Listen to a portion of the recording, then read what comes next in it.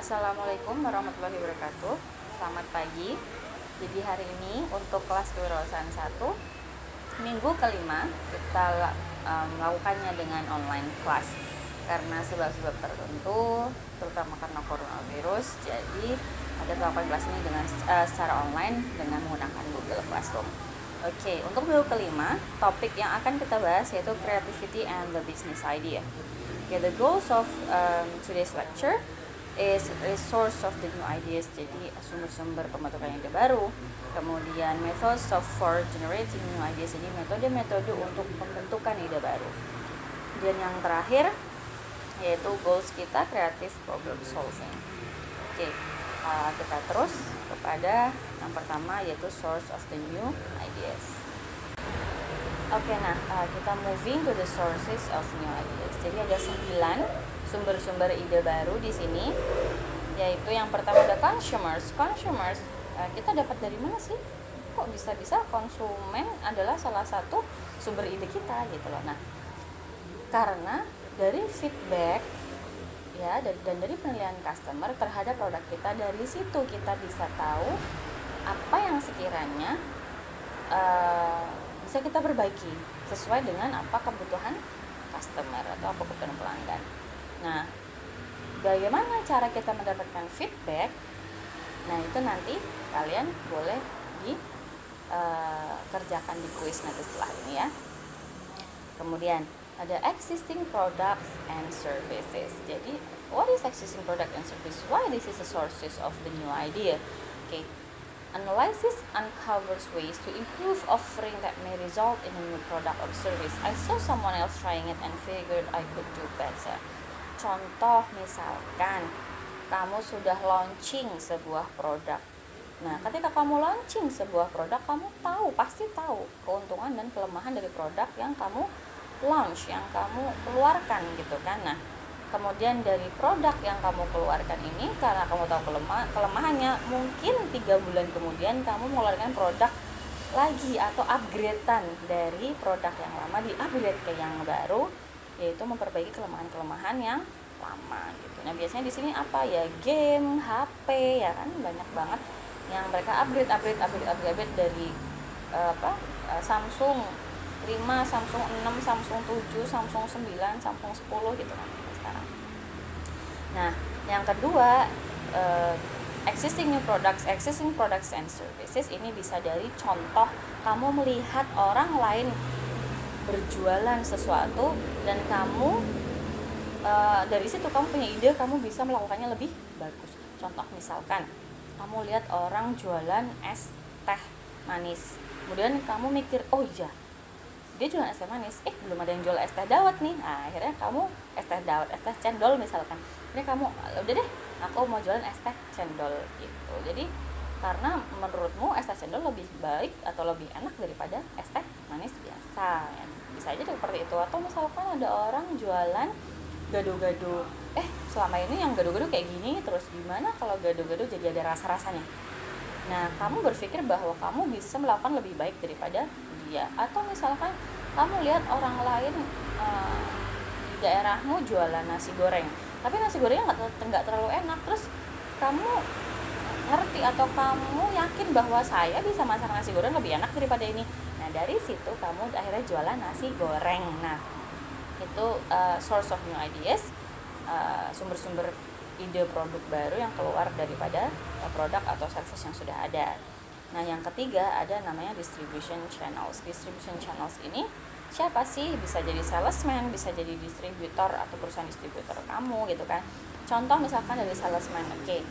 Salesman adalah seseorang yang langsung ketemu pelanggan, langsung ada di lapangan. Nah, salesman itu yang tahu apa kebutuhan pelanggan, apa kebutuhan pasar sebenarnya. Nah, kita sebagai seorang pembisnis nantinya jangan sampai mengabaikan opini-opini atau pendapat even atau bahkan dari orang-orang yang ada di bawah kita jauh. Salesman kan jauh, sama bos kan jauh kan. Nah, jadi salesman ini itu dia tahu betul gitu loh, karena dia langsung ke lapangan. Jadi dari opini salesman ini kita bisa tahu, oh market tuh, oh pasar tuh butuhnya ini ya, oh konsumen tuh ternyata butuhnya ini ya gitu. Jadi paham gitu. Nah, kemudian ada namanya lagi distributor gitu. Jadi distributor siapa sih? Ya perusahaan distributor gitu. Ketika kamu punya produk, kemudian kamu mau mengekspor ke luar negeri atau mungkin kamu mau menjualnya di luar daerahmu, kemudian kamu bermitra dengan perusahaan distributor. Nah, perusahaan distributor tahu bahwa apa yang sebenarnya dibutuhkan oleh negaranya dia. Contoh kamu ekspor ke Singapura misalkan. Nah, perusahaan distributor tahu sebenarnya apa yang dibutuhkan oleh pasar Singapura, kemudian distributor memberikan opini kepada kamu bahwa ini loh yang dibutuhkan oleh pasar Singapura. Nah, dari itu kamu tahu bahwa oh, saya harus mengeluarkan produk yang A atau yang B atau yang C, upgradean dari produkmu yang sudah ada gitu, untuk memenuhi kebutuhan pelanggan yang ada di Singapura. Nah, kemudian yang keempat yaitu experience. Pengalaman pun bisa menjadi salah satu sumber ide baru. Gimana sih caranya pengalaman bisa jadi sumber ide baru? Contoh misalkan kayak gini. Contoh misalkan kamu bekerja di perusahaan X sebagai contoh misal apa ya, graphic designer. Jadi graphic designer. Nah, kemudian karena ekonomi dari perusahaan yang kamu kerja sekarang itu udah mulai gonjang-ganjing carut-marut, akhirnya kamu kena PHK pula gitu kan, karena mereka nggak mau mengeluarkan uang lebih untuk membayar karyawan gitu kan. Mereka lebih memilih untuk membayar freelancer. Jadi ketika mereka butuh mereka bayar, kalau nggak butuh nggak dibayarkan gitu. Tapi kalau karyawan kan dibayar tiap bulan kan gitu. Nah, pada akhirnya karena kamu kena PHK, kemudian kamu melihat perusahaanmu yang lama itu ternyata mereka mencari mitra untuk grafik desainer. Padahal dari situ kamu mikir bahwa oh ya, kenapa nggak aku buat bisnisku sendiri, atau kamu jadi seorang freelancer grafik desainer. Kemudian kamu bermitra dengan mantan perusahaanmu dan juga perusahaan-perusahaan yang lain. Nah, itu kan sumber ide bisnismu untuk membuka untuk membuka perusahaan graphic designer atau desainer, kemudian membuka atau menjadikan dirimu sebagai freelancer untuk graphic designer, itu tumbuh daripada pengalamanmu tuh. Karena kamu udah pernah jadi graphic designer dan kamu tahu perusahaanmu yang lama. Nah, kemudian yang kelima ada namanya serendipity. Apa sih serendipity? Serendipity is accidental discoveries. Apa sih accidental discoveries? Jadi sesuatu yang tiba-tiba kamu mendapatkan ide, ilham itu tiba-tiba ting gitu, tiba-tiba aja, nggak tahu dari mana asalnya, entah apa yang lewat tadi, kemudian kamu tiba-tiba dapat ting, oh iya, gimana kalau bikin ini, itu tiba-tiba. Nah, ide yang muncul secara tiba-tiba itu disebut dengan serendipity. Nah, kemudian ada yang keenam yaitu inside out approach, atau dari dalam keluar, pendekatan dari dalam keluar. Inside out approach is when entrepreneurs know their abilities, skills, and background, and also knowledge, and then decide what business they should start. Jadi pengusaha itu tahu apa skillnya dia, pengusaha itu tahu pengetahuannya dia itu apa yang bisa dia kerjakan. Dari situ, karena dia ingin memanfaatkan skill dan pengetahuan yang dia punya, dia membuka bisnis berdasarkan skill dan pengetahuan yang dia punya untuk dikenalkan ke pasar. Itu namanya inside out approach atau pendekatan dari dalam keluar. Nah, yang selanjutnya ini temennya. Nah, temennya ini adalah tadi pendekatan dari dalam keluar. Sekarang pendekatan dari luar ke dalam. Pendekatan dari luar ke dalam atau kita sebut sebagai outside in approach dalam bahasa Inggris, yaitu looking for existing opportunities first. Jadi kita lihat dulu peluang di pasar itu apa sih. Kita lihat dulu sebenarnya pasar itu butuhnya apa sih, ada peluang apa kita di pasar.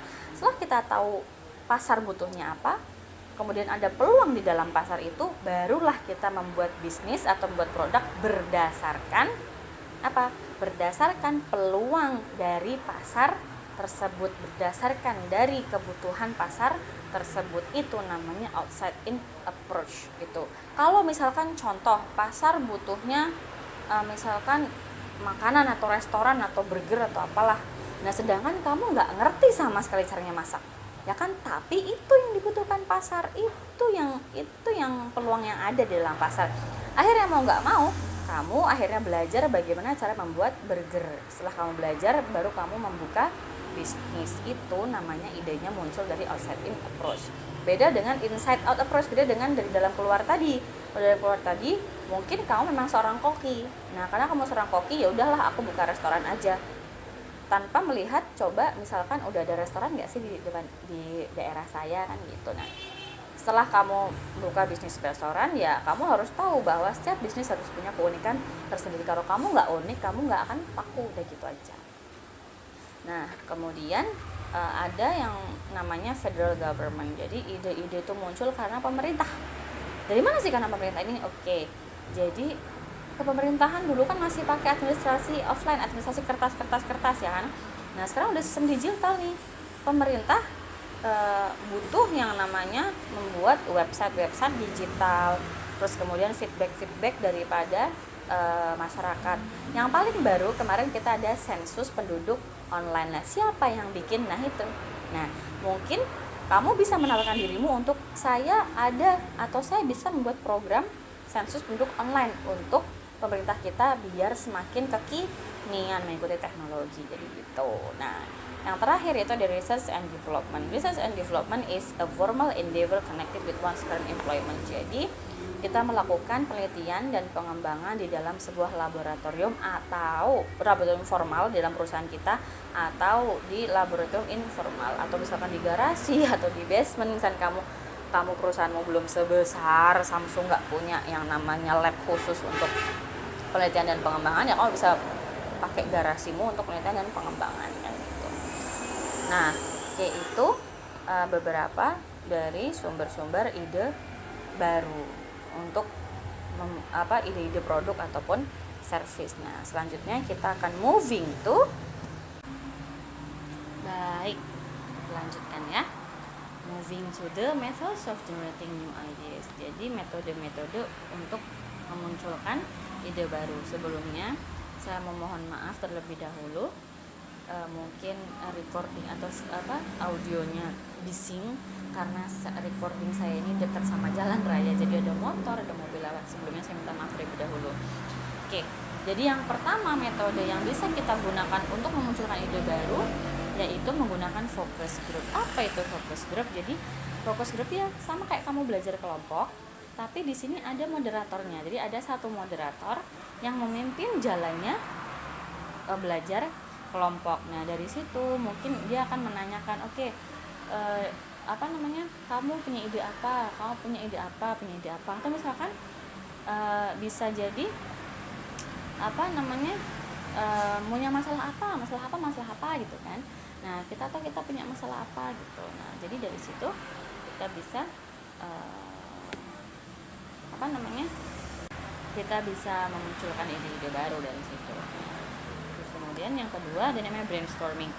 Apa sih brainstorming dan apa sih langkah-langkah brainstorming ya kan? Nah, tadi kan sudah menjelaskan banyak banget sumber-sumber ide baru. Nah, kan nggak seru kan kalau cuma saya nerangin aja. Nah, atau nggak seru kan kalau kita nggak ada tanya jawab. Nggak seru dong kalau kita nggak ada aktivitas di Google Classroom ya kan. Nah, nanti ini akan masuk ke dalam tanya jawab, bisa jadi kuis ya kan. Coba kita lihat nanti ya.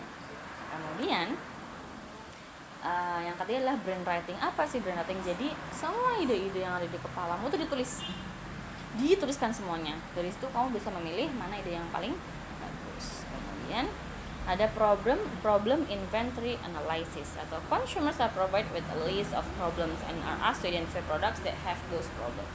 Jadi problem inventory analysis itu kayak kamu memberikan konsumenmu sebuah angket atau kuesioner yang berisi tentang permasalahan-permasalahan yang ada. Kemudian dari permasalahan-permasalahan itu dia disuruh nulis kira-kira produk apa yang punya masalah tersebut. Contoh misalkan kamu ngasih kuesioner, pertanyaan adalah handphone sering ngehang. Nah, dia suruh nulis produk apa yang handphone yang sering ngehang menurut dia gitu.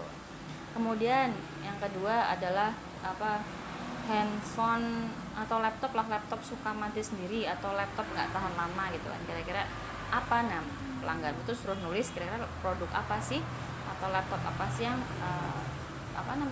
yang tidak bertahan lama.